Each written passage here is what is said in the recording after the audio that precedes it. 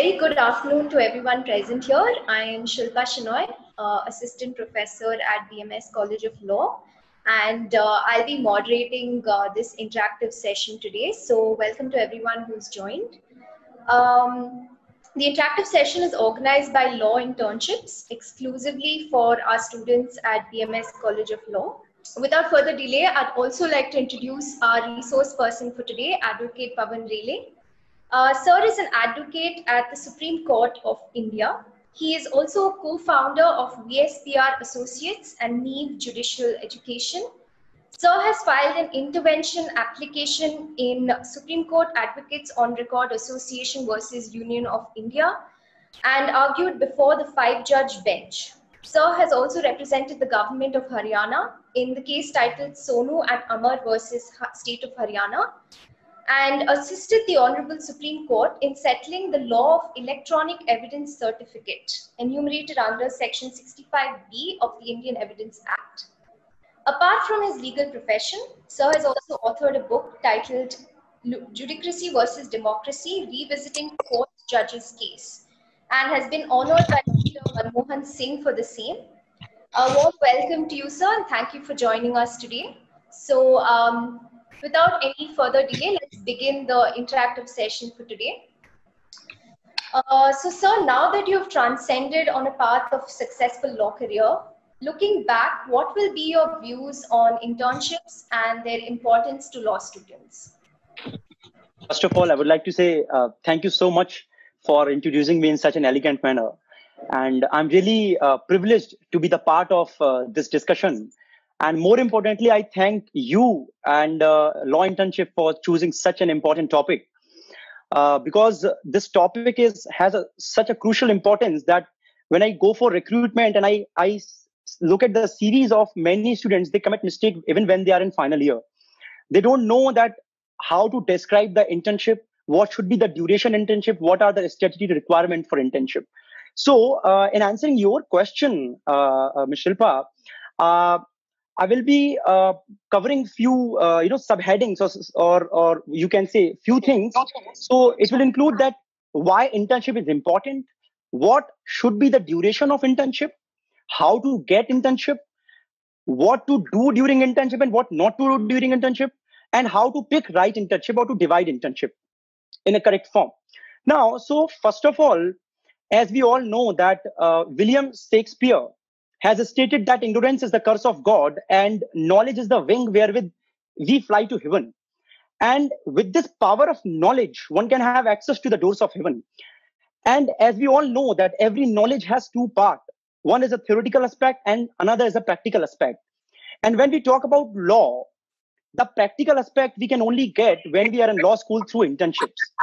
So I will divide this on two bases, because when we are in law school, we always see two categories of students.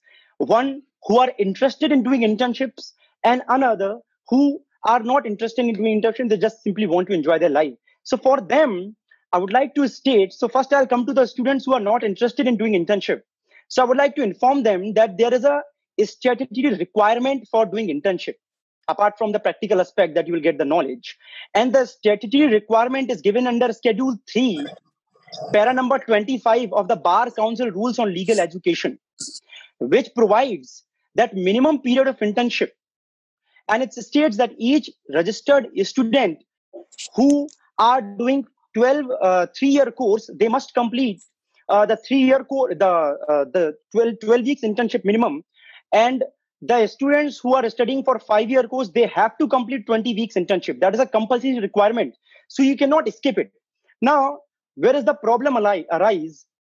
The problem arises when when any law firms or when any person to whom they are going for recruitment or for applying the subsequent internship, when they go, we find that people or the students are ignorant of the law to which they are bound by.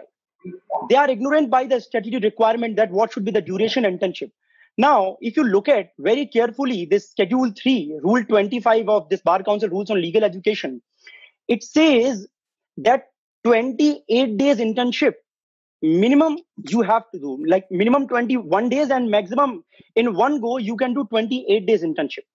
Now, what I see, that students does not do internship in first year, second year, third year, fourth year, or max to max they start from, some of the students start internship from, like in various law colleges, start from fourth year, and they just directly start doing internship from first day, and they continuously do it for 4 months. So I have seen that in resume they have written they have done consistently 4 months internship, consistently 5 months internship, 6 month internship, because they want to cover up the 20 weeks time period which is mandated by the bar council. And that is wrong, because according to bar council, in one go you can only do internship confined to the period of 28 days. And if any internship which is beyond that 28 days time period, that will not be counted in that 20 weeks internship. So first thing, you have to have this in mind. Everyone has to have this in mind, that you cannot do any internship. You can do, of course, if your internships are going beyond 20 weeks, you definitely can do three months internship, 4 months internship. That does not matter. But if you are doing internship in order to cover that 20 weeks, in that case, you have to have that internship of 28 days.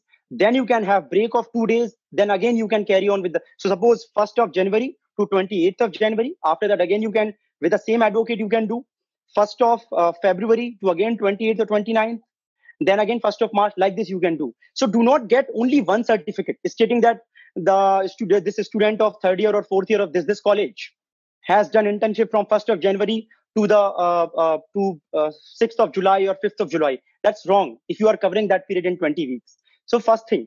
So when I see the students have written like this in CV, the first impression in my mind which comes is that the students are ignorant of their own law, which they must comply. So do not make this mistake. Start doing your internship from first year itself.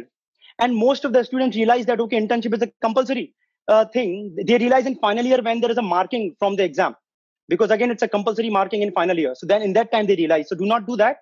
Do 28 days internship, take break, and again start doing internship. If you are doing this in fourth year or final year, and take multiple certificates, not one certificate. This is my suggestion. Otherwise, it will be against the rules laid down by the Bar Council, and you may be in trouble, especially in recruitment and so on. Now, apart from this, the practical aspect is, if you want to learn, there is no doubt that internships, of course, enlighten your talent, enhance your skills, and elevate your personality in all the way. Now, as I told you, the duration of internship. Now, the question arises is how to get internship. Now, how to get internship? It depends on person to person. You can do internship. You can start from NGO. Now, don't take NGO internship so lightly. Explore the practical world there when you are doing internship. Or when you are doing internship in NGO, you must not have, when you are in first year, you must not have a good CV. And you don't have to worry. Just be confident. Always apply 3 to 4 months prior or 3 to 4 months earlier. And from at least 6 months earlier. And then do follow up first through email and then through office contact number. Now, what happened? One mail you have sent, and after that you started contacting them through the office contact number. Do not do that. You may just have, you can exhaust the alternative remedy. You can just send them the reminding mail, and after that you can contact them through contact number. And if you are applying for a firm, then sometime they have interview. And when you are specifically are in third year or fourth year, there are so many law firms which conducts interviews. So, for example, Nishit Desai Associates, if you are going from your college, they conduct the interview. Now, when you go for interview, you always have to remember that you have to be something very different from the other students. Now, one question they ask that why you want to come to a firm and why we should take you. You always answer that I'm so much confident. I have so much of knowledge. That's okay. Everyone has that. So suppose what extra thing you know about the firm, how you are going to show them. So I would like to narrate my story in this. So once there was an interview conducted by Nishit Desai Associate when I was in fourth year in my law school. And out of 20 students, only 2 students had to be selected for that. Very limited availability. So they said that why we should take you. What is the special thing in you? So I said that I know more about your firms compared to the other people. They said, how? Just prove it. So I went through, apart from knowledge what you have about the competition law, merger and acquisition and so on, you must visit the website of the firm. You need to understand that what are their recent deals which they have entered into. So I told them that, sir, so there was a HR call. So I told them that, sir, your firm, Nishit Desai Associates, promotes the junior. So they said, how you are saying so? So in their website, there was a deal given in which there were three firms involved: Luthra and Luthra, J Sagar Associates, and Nishit Desai Associates. And from all the firms, there were senior partners. From all the firms, there were senior partners. From Luthra and Luthra, there were the panel of three senior partners. From J Sagar Associates, there were panel of three senior partners. But from Nishit Desai Associate, there were two senior partner, and then there was one junior associate. And that junior associate coincidentally was my senior. So I happened to, scroll that. I happened to find that out, and I told them. In that time, they really thought that I cared about their firm, and I have some specific knowledge which they want in someone whom they are looking for. So they selected me. So this is the way that you have to prepare for interview. You have to know something extra about their firm apart from the knowledge which you have about merger and acquisition or the areas which the firm or that particular office deals with.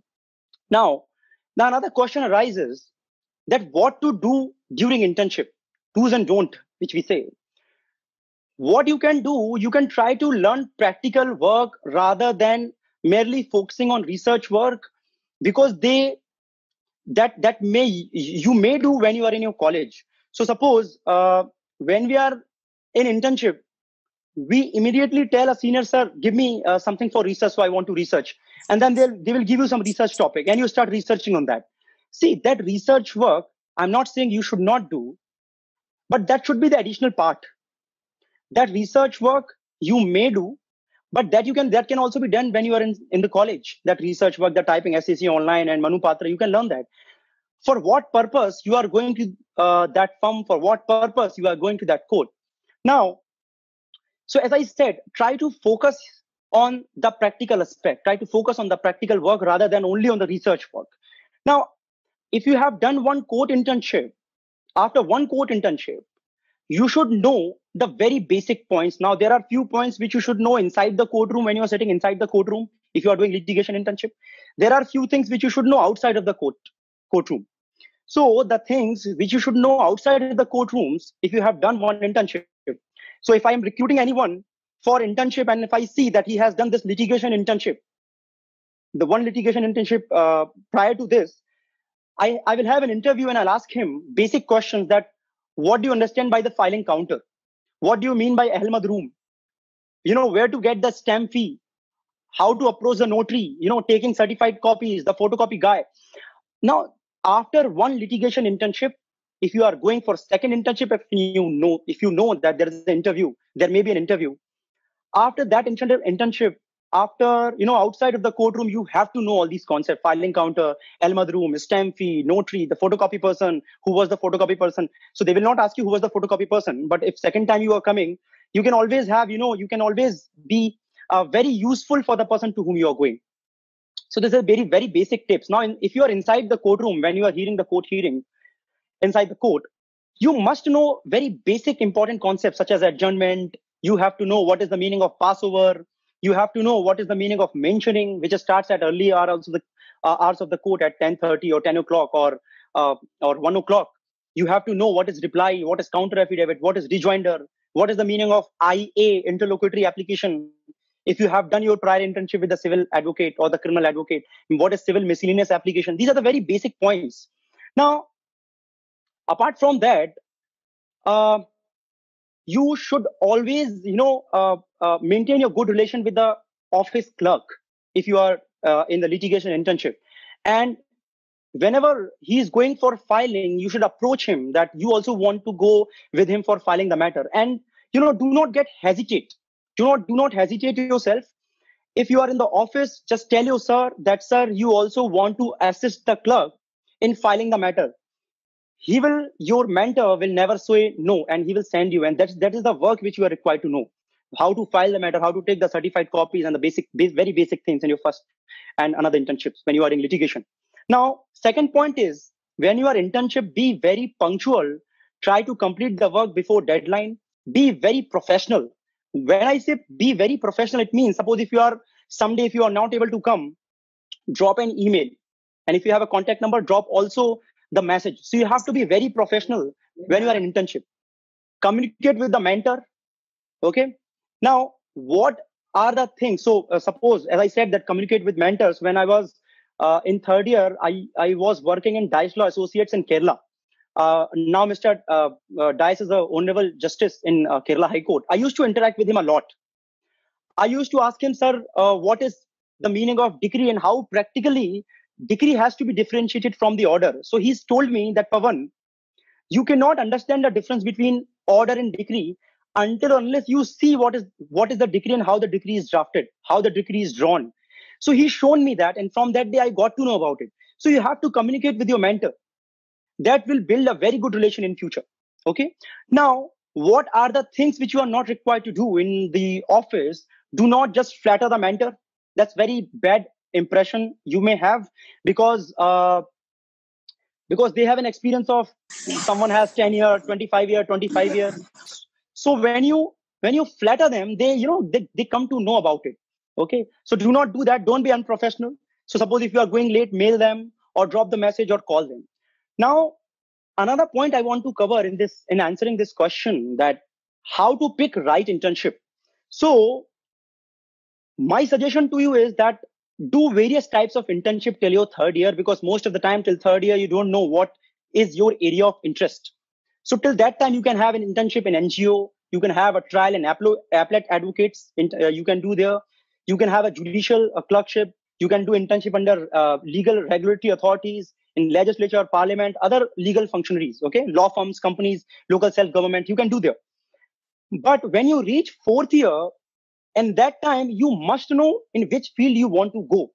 Now, when I say that why you should divide the internship, the reason is, suppose if you have done till your third year, you have done all your internships in litigation. Now in fourth year, you may have, unfortunately, suppose if you have some difficult financial problem, now you have come to the conclusion that you want to go to law firm. And that time you should have some background, of diverse internships. Not only the litigation internship, not only, the legal regulatory authorities internship or NGOs internship. You must have the background for the same. Because in fourth year, from there your career starts, in which field you want to go. So do various types of internship. Okay. Now, I have seen many students, when I look at their CV, when I go for recruitment, I see that there are so many students who do internship in their first year, first internship. They do with Solicitor General of India, Additional Solicitor General, Advocate General, Attorney General of India, because we have that backup. So now if you have that backup, you don't have to worry. But when I see that you have that, internship in first year, I will presume that this internship is somewhere here and there from Jugaad. Because of course, when you are in first year, it's very difficult to get that internship through on the basis of your merits. And then suppose, so it's very evident, it becomes very evident in that time that you have not got this internship through merit, through your hard work. So you must understand that, see, if you have Jugaad, if you have backup, that's very beautiful thing. You must use it in the right time. When there is a right time, the right time will be in fourth year or in the final year. Do not waste it in your first year. So, it's a type of Brahmastra you have. So use that Brahmastra in the right time and not in the wrong place. Once you use it in the wrong place, it is a waste. And that will spoil your CV rather than, beautifying it. It will spoil your CV. In first year, you are showing the internship you have done in Attorney General. So do not do that. Apply that right Jugaad in the right time. If you have backup, it's very good. Okay. So my another suggestion is that when you have internship experience, and now I have seen many students who do internship only in one place. So suppose if someone is doing internship of first year and second year and third year, there is only one advocate of their district. So they are the hometown and they have chosen only one advocate, and from whom they are trying to get the certificate again and again and again. Now, you may have worked very hard in that internship, but the first assumption which will come in my mind is this, that you are merely taking the certificate from that advocate and you are enjoying your life. And then I will start bombarding questions on you, that what you have done and how did you do that drafting? How did you assist them? So do not do that. Again, the burden will be on you. The heavy burden will be on you that you did work hard in that internship. So do not, just because someone may be from Bangalore, someone may be from Delhi, someone may be from very small hometown, very small town. So when you are from a small town, do not confine your internship in one particular place and to one particular advocate. Okay. Now, yes. So this is something what I wanted to just inform the students. So during that, what to do during internship, what not to do, and so on, and importance of internship. Yes, thank you, sir. I think very important and useful insights. I wish I had the benefit of this session when I was a law student, so I could have used some of this when I was applying for internship. So thank you for that. Now, I know you touched upon certain personal experiences when you were a law student, but I want to get back to that and just could you tell us about your transition from a law student to a law professional? See, when you talk about transition, the change, when you are a law professional, you cannot take things very lightly. You cannot take things lightly, which you may take when you are a student. Okay, there are direct more responsibilities on you when you are a professional. So, for example, I'm sitting here in this webinar and I still have a fear because my one matter is still listed in Delhi High Court today and that has not come yet. So I was very much worried that what if it is coming between 2 to 3? So I have that sense also. So I have to focus there also. So this is, and I cannot, the client may sit in front of me, the client may hear the virtual hearing, which may go on in the court. So again, if I'm not able to attend it, there will be so much of burden on me. He will ask the question, sir, why you have not attended? Because he's paying me. So when you are a professional, when you are an advocate from a student, it's not very difficult to agree that lawyers owes a duty to the court, duty to the public interest, the professional independence, and there is always, the limit of jealous representation of a client and the consequence of failing to uphold the lawyer's duty to the court. So now I have to balance this now. Present time, I'm balancing this. I'm balancing the public interest while, giving this lecture here. And I also have to balance, the jealous representation of a client there. Why I'm saying jealous? Because he always wants that, sir, you just forget it and just come to this hearing. You just wait here. That's why I referred the word, there's a jealous representation of clients. So when you are a professional, you have to balance all that. And when you are a student, you don't have to worry, if there is a back, you can always, write that particular exam in your next semester. So when you do not fulfill the responsibility, when you are a student, you just get a back. But when you do not fulfill the responsibility, when you are in a profession, you get a dismissal. And let me assure you that dismissal is more dangerous than getting back, because again, it has got so much of its own problem. So there's a transition from a student to the professional. Thank you, sir. So now that you're on the other side of the table in terms of internship interviews and evaluation, could you tell us about how critically internships are evaluated in the CV and what law firms look for in a CV when a candidate is applying to the particular law firm? Okay, so again, there is no direct answer for this, and again, it depends on firm to firm, person to person, what they see. But there are few very general things which I have found in the student's CV, and it's that when I see or go through the CV, I see that people have written and they have committed blunder while describing the internship. So, for example, if I say that Mr. X has done internship under Mr. this Srivastava or Mr. Sharma, advocate from this time period to this time period in High Court. Okay. Now, in CV, you have to describe that what you have done that in that internship. Now, how people describe, just see this. They say that I have done civil work, I have done criminal work, and I also have completed so many family matters in that internship. Now, this is the blunder which they have made. Why? Because see, these fields are very wide. When you say civil, it will take at least 10 to 15 years, to just have a good experience of, practice in civil field, again, in the criminal. So when you have this type of CV and when you come to me, I will grill you with it. Why I will grill you? Because you have given me a chance to ask a wide varieties of questions. You have not confined your CV to the right things. I will ask you so many questions in civil. What is plaint? What is written statement? What is rejoinder? Difference between replication and rejoinder? What is, interlocutory application? What is the state? And then you will say, sir, this is not something I have done. So I will say what you have done. Then they will say, sir, I did in that internship, I did this. Then I will say, why have you not written that in your CV? And why you have not described your internship like this?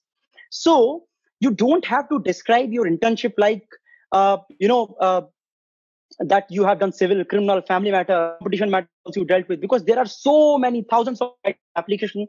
There are hundreds of varieties of petitions which are filed under those laws. So you should be very specific with the work done in internship, very specific. So suppose if you have done some civil work, you should write like this, that in under that advocate, you have worked on research on limitation of filing written statement. Now when you have written it, and I will see this, my question will only be confined to this particular point, that since you have done internship under that advocate, you have mentioned in your CV that you have research on limitation of filing the written statement. Now what do you know about it? Since you have mentioned in the CV, you are not required to be afraid of it. And now you will go through the Salem Bar Association case of limitation of filing written statement and so on, 2002, 2005, and you can give a very beautiful answer in that time. As I have said, you have to be very specific with the things which you have done in your internship.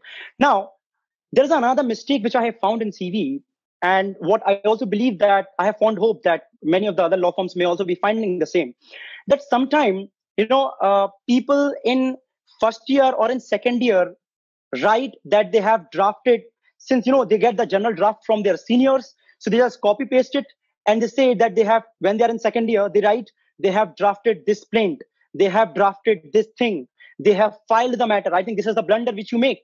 So I'm not saying that you cannot draft when you are in second year. You definitely can draft, but again, in interview there will be very and a high burden on you to prove that what did you draft and how you have drafted being in second year.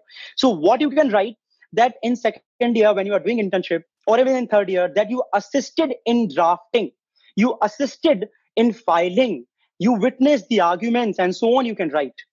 Okay, so just do not write that. So first thing I told you here, that do not make the area wide, confine yourself to the logical point which you can answer in interview. Okay, second thing, you don't have to write in second year and third year that you have drafted this. Even if you have done, that's very good, but do not write it, because the additional burden will be on you. Now the third point here in answering this question, I would like to say that, because this is very important topic, I want to point out that people, again, one another mistake which I found in the people's CV, that people who have done internship with senior advocate, they again write that they have drafted the petition, they have drafted the writ petition.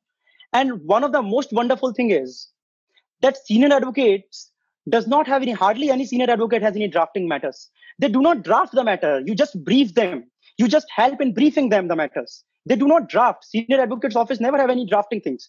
So this is again one of the common mistake what I found in the student CV, that they write that they have worked under senior advocate Mr. This Nageshwar Rao, Mr. This Rao, or Mr. This Saxena, senior advocate High Court of Karnataka or High Court of Madras, and they learn drafting. Not possible. Again, if you have learned drafting, that's very well, but do not write it, because again, there will be heavy burden on you to prove that how you have drafted the matter in senior advocate. And that first impression will be, against you. So do not do that. Again, another very important point, what I want to point out is, as I said, do not make the area wide and be very specific. Another mistake what I have found in the student CV is this. I personally, there is a general myth that law firms does not see, the certificates or something like that. I personally see the certificates, and I see that in your CV, you have mentioned that you have, done amazing research on filing written statement. You have done amazing research on competition matters. But when I, match your internship certificate of that advocate of that particular time, the certificate is very simple. It provides that to whomsoever concerned, this particular person has done a brilliant job during this period. That internship certificate is not matching what you have mentioned in your CV. And that is, I think, the worst thing. And I will believe that you are lying with me, because you have not done that work, and now you have merely made it, because there is no certification. Because with the advocates, with the judges, the first thing is the documents, and you do not have the documents to show. So what you are required to do, you must understand that when you are in first year, second year, final year, fourth year, you have to go to your senior, to your mentor, whatever work you have done, you have to tell them, give them some 3 to 4 important work, that, sir, it's my humble request, kindly mention that in my certificate. So they will not say no, because you have done that work. Do not get afraid of. That's a That's the hard work. You have paid for that work. Again, if you have not done the work, do not go to them. If you have done the work, just go to them, and they will put that thing in your certificate. And then whatever is there in the certificate, only those things ethically you are required, you are mandated to write in your CV. Do not go beyond your certificates. Okay. So the primary duty on you is to match whatever you are writing in the CV and whatever you have got on the basis of your certificates. Okay. Again, so this is something what I wanted to cover in this. Yeah. Yes, sir. So while we're on the topic of applying for internships and CVs, I'd also like you to cover on cover letters and Yeah. what you like to see and not like to see in a cover letter. See, in cover letter, you must remember that when you are in first year specifically, you do not have a good CV. And so in that, what matters in that time a lot, the primary impression is the cover letter. And that cover letter, should have why you want to apply to that particular office. So there should be few points that what duration you want to apply, the name of the office, okay, and the statement of purpose that why you want to apply to that particular firm or to that particular office. Now, as I was telling you that in that cover letter, in 2 to 3 lines, you should always say that, if there is a litigation office, and you just search the name of that advocate or the office in Indian Qanun or somewhere, and if you have found out through judgments, you read that judgment, and you mention in that cover letter that, sir, since I was very much impressed by the arguments given by you in this case, so I want to apply to your office because I want to learn. I want to also have the same arguments like that. So you can mention in cover letter all those things, which, in 2 to 3 lines, which can have a better impression on you. Again, in the law firms, you can have the same thing. That how they promote juniors, what are the wonderful things which have been done in past by the firm. So, so in 4 to 5 lines, you will give them the first impression, which will be very good. So cover a letter is nothing but a first impression which you are going to give them. So these 3 things you're required to cover: the statement of purpose, and about your college, and the duration of the internship, and so on. Okay. So Yes, sir. So moving on, I think you briefly touched upon this earlier, sir, but we want to know what must a student look for during while choosing internships? So should they do it in a court of law? Should they do it in a law firm? So again, it depends on the choice of the student. As I told you, that till your third year, you should divide your internship according to me. And if you are so sure that you just want to go to litigation, you can do that. But if you have, the experience of firm, I believe that the top tier law firms are more disciplined, and they have, so much of professionalism, so which you get from the law firms. And when you ask me that what student must look while choosing the internship, according to me, and it's my personal experience, you must find out the background of the office if you are going for litigation internship, because there are so many litigation offices I have personally experienced that do not give work to law interns. So what they do, the law intern in the Supreme Court I have seen, they just hold the files and just roaming around here and there behind the advocates. They just enjoy their time in canteen. They just start having coffee, and they think that this is what their internship is going on. So you should not do that. Before going to any office, you must see the background that office. Does not matter the background is big or the background is small. Does not matter that whether you're going to ASG's office or AG's office or Attorney General's office. If you're not getting the work, it does not make any sense. The internship does not make any sense. Personally, for me, when I see the CV, I will not take you in my firm, or I will not recruit you mainly if I see that you have worked in some, in some big shots, in some big advocate's office. I will not give you a job, and no one will recruit you. They will ask you the questions. So you must have the good experience of the work environment. You must know the background of any office before choosing that office, that whether internees get work. If the internees do not get work, howsoever the office big is, you should not choose that office merely to get the certificate. That's a bad idea. Definitely, sir.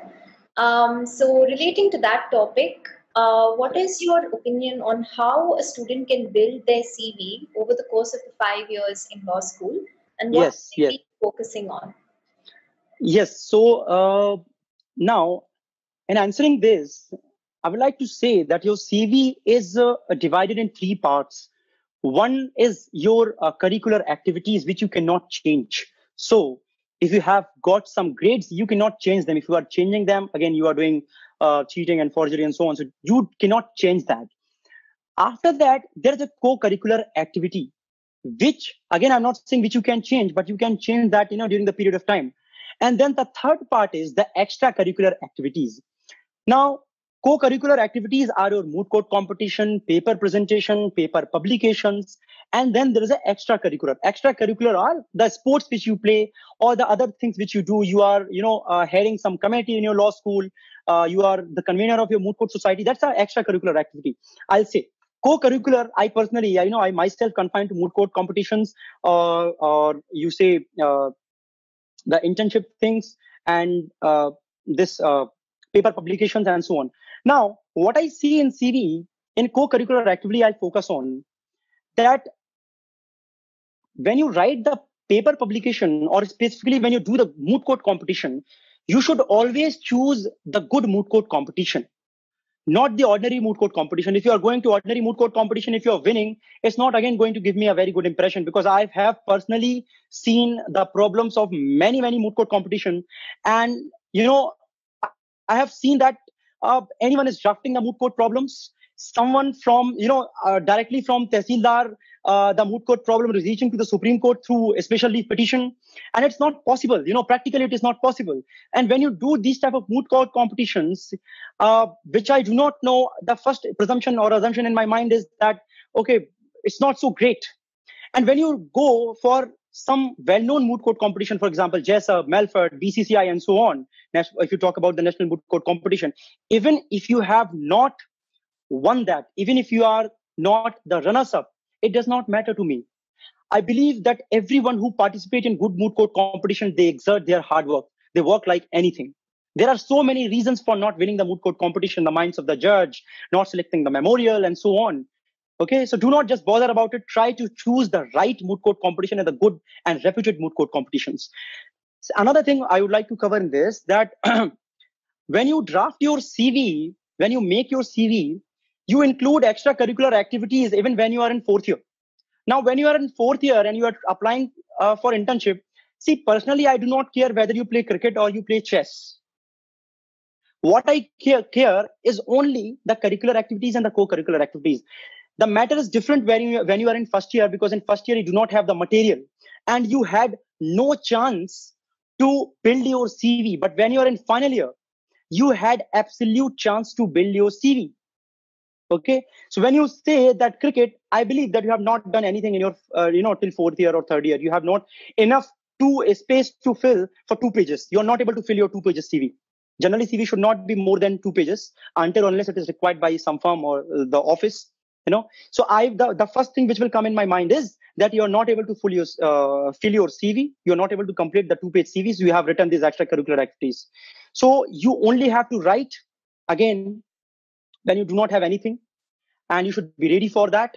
And specifically when you have things, so do not mention that. Confine yourself to curricular and co-curricular activities. So this is my views on this. Yes, so thank you for that. Yes. Now I'd like to talk a little bit about the future. I know that these are quite uncertain times, and students, especially on how they're going to transition to the professional world. So we want your take on 2020 and beyond, looking at the current scene and the future jobs market and the internship market, specifically with respect to the legal field. Yes. So again, it's a very good question which you put forth before me. See, the situation today is very serious, but you must understand one thing, that it's not forever. It's not perpetual. A court and firms cannot be closed for forever. Things will be normalized. The normalcy has to be prevailed. So what you can do, you do not have to worry that what is going to happen after 6. Again, see, there is a problem for the student who have passed out and are not having any job, because it's a very practical thing. When I'm running a firm and I'm going to pay someone 50,000, 1 lakh rupees. And I also know that in court, there are very limited matters which are being listed. For example, bail application, stay application, and very urgent matters. I also know that I'm not going to have so much of work for my regular matters or for my advanced matters. So in this time, of course, I will not hire, but you don't have to worry. The things will be normalized. They cannot be closed forever. And in this time, you must focus on enhancing your skills and elevating your personality, enhancing your talent. And you must be ready for, for the further challenges in future. And this is the right time, I will suggest, that you can develop your technological skills, because there are so many senior advocates who are they are very traditional in nature. They are very much afraid of technology. They do not want to have the virtual hearing. So once you are good in technology, you can assist them. And that assistance, personally, I have believed that, personally, I have experienced that these particular skills will give you a different boost. So be good in technology apart from, being good in law. So, so in this time period when this ravages of pandemic has hit us, you can enhance your skills, you can write in so many articles, and you have to be confident enough that in future, if some firm and if some office is recruiting one person, that one person should be you. These many skills you should have, and you should be ready. So just understand that God, if you take it positive, understand that God has given you ample amount of time, to enhance your skills and to build your CV now. So all this 4 to 5 months period, whatever you are like for, you don't have, I don't think so that most of the college, like the college do not have the regular classes now, and the virtual classes are going on. There is no so much of burden. End semester, in so many colleges I have found that end semester is not there, so you can enhance your other skills. Do not waste your time. This is the right time, what you have got to build your CV and to enlighten your talent. So do not panic, do not worry, everything will be fine. Thank you, sir. That's definitely good advice to make productive use of the time that God has given us. So with that, I think we come to an end of the interactive session, and we'd like to open the session up to the students for their questions. And I think Law Internship Student Coordinator Prerna will take over from here, where she'll be coordinating the questions from the students. Hi, Prerna.